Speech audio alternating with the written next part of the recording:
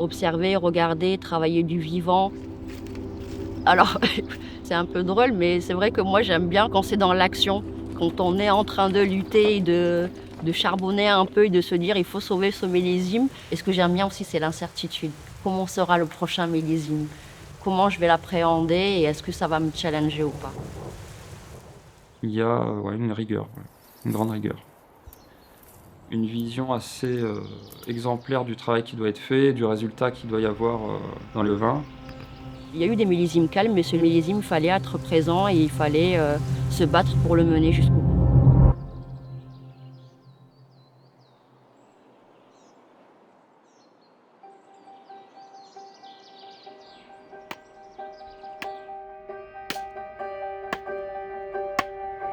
J'aime bien la nature à cette période de l'année parce que c'est la période calme aussi pour moi.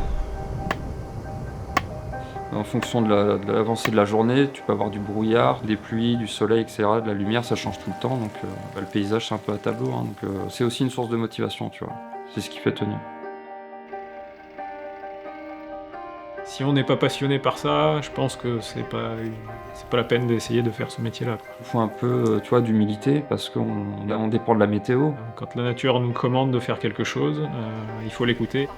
L'hiver, c'est pas une saison qui me passionne énormément. J'y vois pas, autant de beauté que certains, verraient, quoi. Moi, j'aime bien cette saison parce que, voilà, le paysage change, on voit passer les oiseaux migrateurs. Là, il y a pas longtemps, ils viennent de remonter, donc c'est bon signe.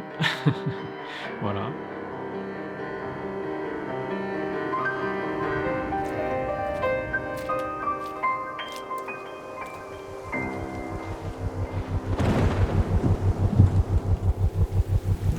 Ça a été un hiver très, très long.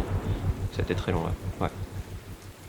Sur le millésime 2024, l'hiver a été, très pluvieux donc ça a impacté, le mental, le moral. Fallait garder, l'envie de bien faire, de continuer.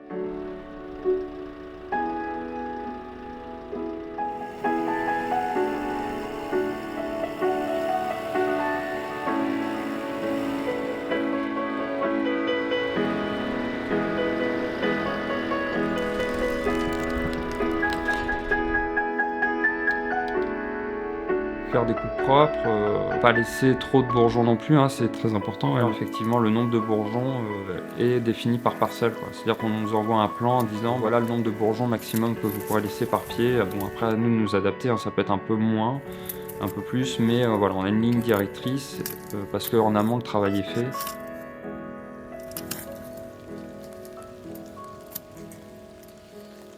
Enfin tout doit être carré, quoi. On doit remonter les informations pour réagir, le plus rapidement possible. On laisse peu de choses sur le côté.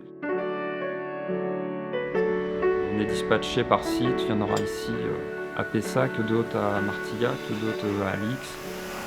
Les Carmes, c'est un peu un triangle. On a Bordeaux, Saint-Médard et Martillac le plus à l'ouest. Et donc dans ce triangle de l'appellation Pessac-Léognan, il y a toutes les parcelles des Carmes. Et donc l'essence même des Carmes, sa philosophie, c'est d'aller chercher les différentes couleurs de sol, de climat, hein, auxquelles on y associe un sol, un cépage, une année et des pratiques. La définition même du terroir. Donc en fait, tout est possible au Carmes et je pense que c'est un petit peu ça leur force, de la vigne jusqu'à l'assemblage final. Et on essaye en gros d'avoir cette palette de couleurs qu'on isole, mais en gardant la volonté que le vin goûte ces différentes couleurs de lieu dans lequel on évolue, dans lequel la vigne produit son raisin. Je crois que c'est pas arrivé depuis, peut-être, plusieurs décennies qu'il y ait autant d'eau, sur une saison comme ça. Disons que voilà, on est dans les starting blocks, on a le temps, le top départ, et quand la nature nous l'autorise, on y va et on y va à fond. On a l'organisation à l'avance, on est prêt à réagir quand la fenêtre se présente, quoi.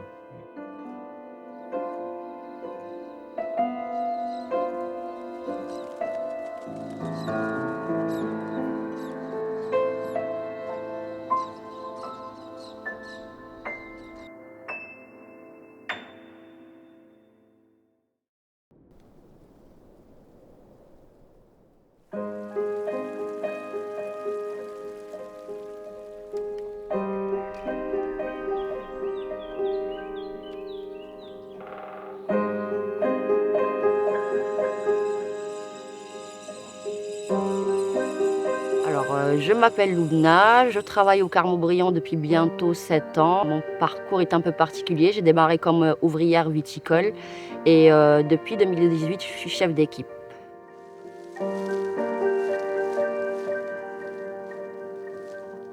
Ce printemps 2024, il a un peu démarré sur les chapeaux de roue parce que c'était la fin de l'hiver et le début du printemps en même temps. On n'a vraiment pas eu beaucoup de beau temps.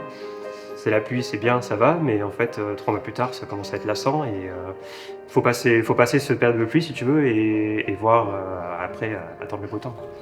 Donc forcément, tous les travaux sur lesquels on n'a pas pu avancer, comme la complantation, on a eu un gros chantier complantation sur lequel il fallait qu'on avance. La vigne pousse, il y a pression maladie, mais les équipes se mettent en tension, les tractoristes se mettent en tension sur les traitements. Donc il a fallu être disponible. On a fait des heures sup.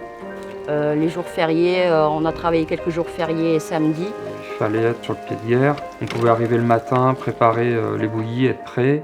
On voyait sur les radars qu'une averse allait arriver, donc il fallait temporiser, attendre que le terrain soit praticable. Puis on pouvait se lancer, réattendre. C'était compliqué, on se relayait, on s'aidait, on s'appelait entre Pessac et Martillac.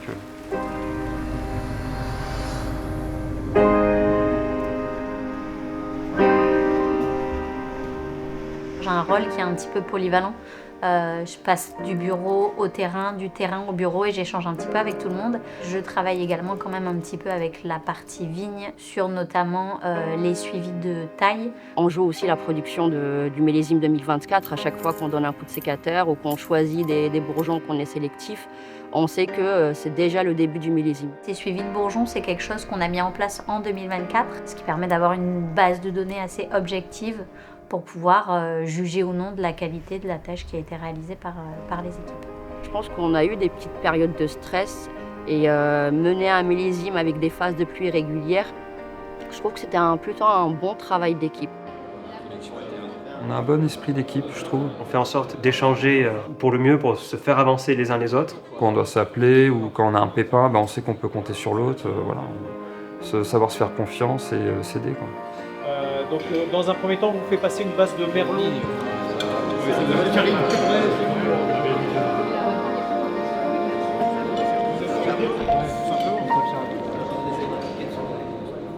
Le volume, on va le chercher là. Là, il y a plus de longueur, plus de finesse. L'autre, j'aime parce que par contre, il a plus de nez, celui-là.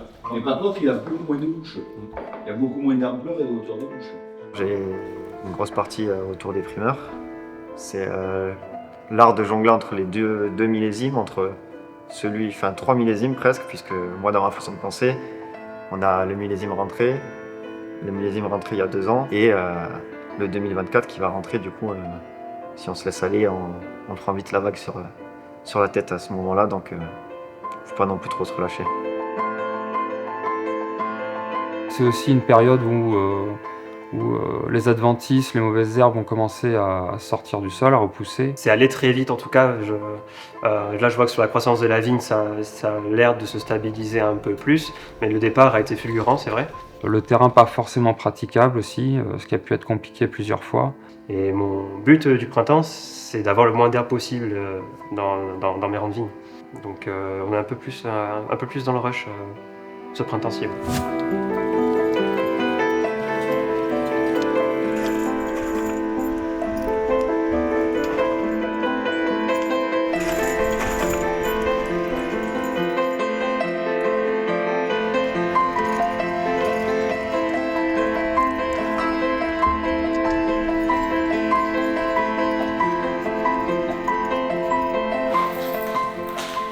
Le pôle R&D a des missions de suivi tout au long du millésime, parce que c'est aussi le pôle R&D qui gère toute la partie station météorologique. Ce qui m'intéresse, c'est millésime 2024 ou en année. Ouais. Voilà, parce que ça, c'est très spécifique. On est du 1er avril au 31 mai à 193 mm, ce qui est à peu près à plus 81 mm par rapport au normal. On est plutôt dans une année en termes de cycle phénologique assez similaire à 2023. Donc toutes ces données, je les compile et j'essaye d'en faire un résumé et de sortir les temps forts ou les choses qui ont marqué le millésime en termes de climat. C'est réellement un temps d'échange où tout le monde est autour de la table, la partie chai inclus, pour pouvoir anticiper aussi la quantité de raisin qui va rentrer derrière dans le chai.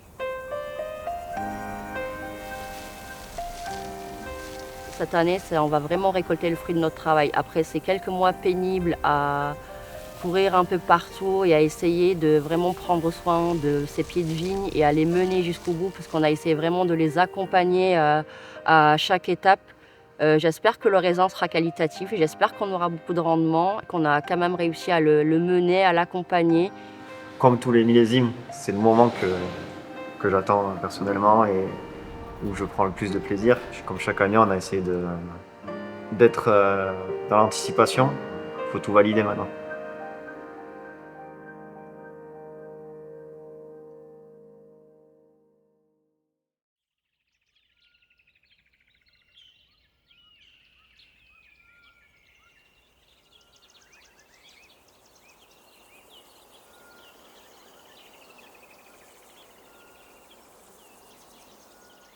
En été, ce qu'on observe surtout, c'est le stress hydrique. Est-ce que la vigne souffre ou pas d'éventuelles sécheresses ou fortes températures? Une mesure complète sur le vignoble des Carmes, c'est 2 jours de travail. 2 jours de travail quasiment toutes les semaines pendant 3-4 semaines. Divisé par 5, 90.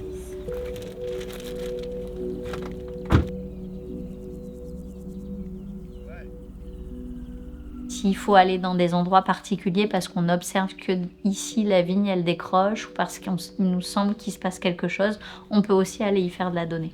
C'est quelque chose de très visuel. Il y a des grains verts, il y a des grains qui rougissent et quand ils sont tout rouges, on voit plus rien.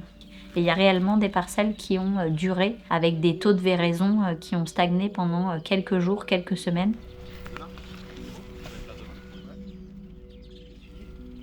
Et donc ça, pour nous, c'était déjà des indications importantes pour pouvoir derrière piloter la date de récolte comme il faut et éventuellement des interventions au niveau de la vigne sur de l'éclaircissage, de l'effeuillage pour aider au bon déroulement de ce stade qui est un des stades les plus importants au vignoble. Voilà. Et après, par contre, ils annoncent jusqu'au 25, après des nuits à 13, mais des journées à 25. Vous voyez potentiellement sur des plantiers fin de cette semaine. Ouais.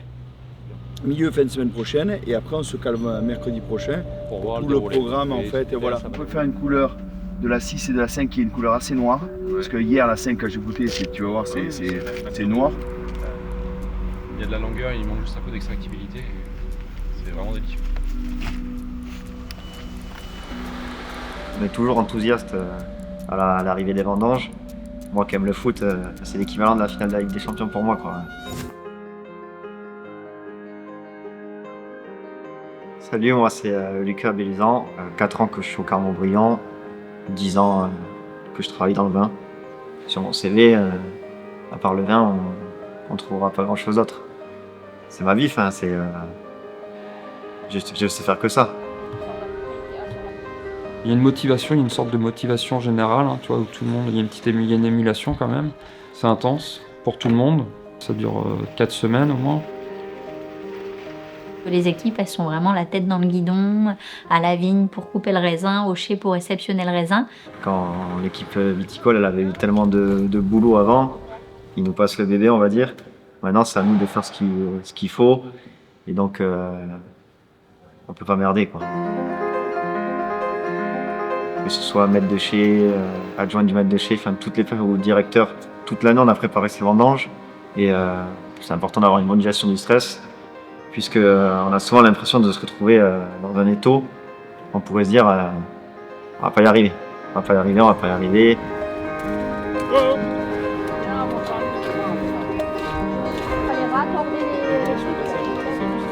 Ces vendanges 2024, je les ai trouvées plutôt difficiles dans l'engagement qu'a demandé ce millésime, mais il y avait quand même des belles choses à ressortir. On avait de la récolte et il fallait trier, ça a demandé beaucoup d'implication. Moi j'ai eu pas mal d'aide de la part de mes collègues tractoristes qui étaient plutôt dans les chargements. Vu qu'on est dispatché un peu partout, le centre névralgique ça va être le chai. On est perpétuellement en train de se donner des informations. L'avancement, le nombre de cagettes qu'on a dans les camions, dans les transports, aller sur telle parcelle, il y a encore tant à récolter. Donc là, on est sur la A. En général, ma journée, elle démarre dans les vignes pour passer avant les coupeurs, pour faire des contrôles de maturité au fur et à mesure que les parcelles sont coupées. Donc je commence assez tôt pour essayer d'avoir une idée des cinétiques en sucre, en alcool, en acidité. Et ensuite, très rapidement, je vais faire un coucou au chai, à la fois pour avoir une idée de la taille de la grappe, de son poids, mais également des pesées de baies. Ça nous permet derrière de pouvoir piloter des itinéraires de vinification en fonction de la quantité de liquide et de solide qu'il peut y avoir dans les cuves par rapport à la taille des baies.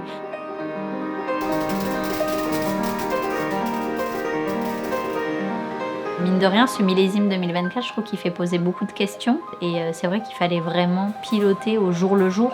Chaque jour peut faire basculer une vendange de bonne à mauvaise. Un jour raté, un jour de trop de patience, parfois ça peut influer énormément tout un millésime. J'ai l'impression de sortir gagnant de chaque journée des vendanges, et encore plus en 2024. C'était des combats plus accrus que certaines années. Après, avec l'expérience, on sait que la lumière est toujours au bout du tunnel, et je pense que le futur nous le dira, mais de ce que j'ai vu rentrer sur la réception et dans nos cuves, c'est un rôle qu'on a bien rempli.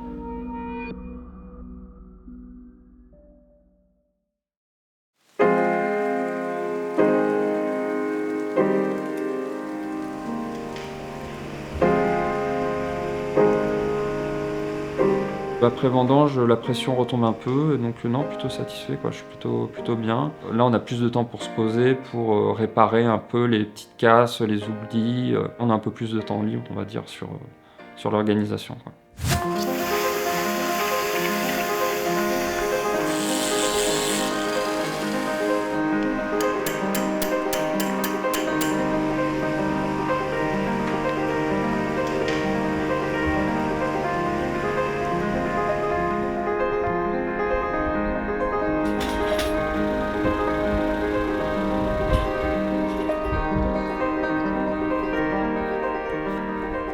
Une fois que les vendanges sont terminées, en fait, tu commences un peu à souffler. Et les chevaux partent, et là tu souffles. T'as plus de pression, quoi. Ça y est, c'est bon. C'est fini, c'est fait, c'est rentré. Et on part pour une saison d'hiver.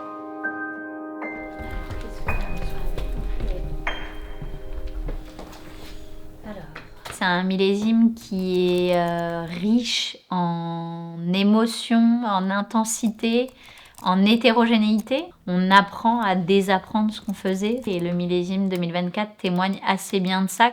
La météo nous a pas toujours laissé le temps de prendre les décisions. Même si j'aime pas le froid, ce millésime 2024, je me suis assurée que je préfère le froid que la pluie. Ouais.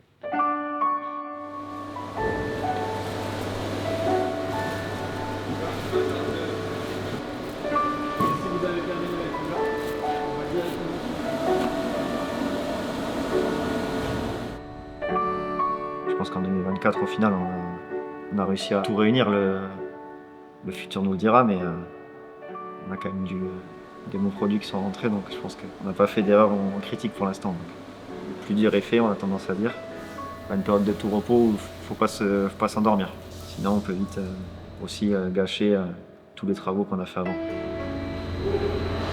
Je pense que le mot d'ordre pour ce millésime, c'est vraiment la résilience. C'est que on a travaillé, ça a été dur, mais on ne va pas en garder un traumatisme. On va se relever et on va se préparer. On va se dire qu'on prépare le prochain millésime dans des bonnes conditions.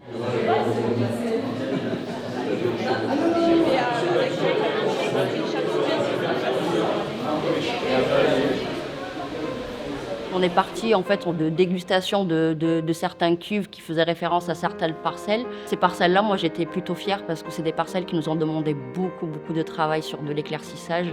On a fait 3 passages, plus un passage de démêlage des grappes parce qu'elles sont très qualitatives. Globalement, ce millésime 2024, moi je l'ai trouvé que c'était un des plus complexes depuis que je travaille au Carme.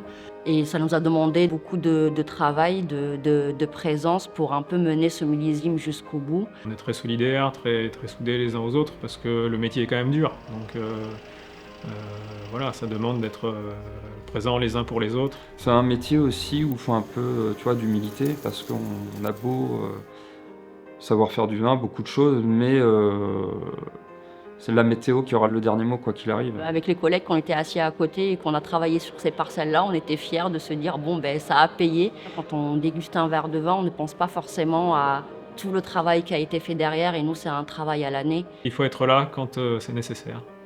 Et ça, si on n'est pas passionné par ça, je pense que c'est pas la peine d'essayer de faire ce métier-là. Et ce que j'aime bien aussi, c'est l'incertitude. Comment sera le prochain millésime? Et comment je vais l'appréhender, et est-ce que ça va me challenger ou pas?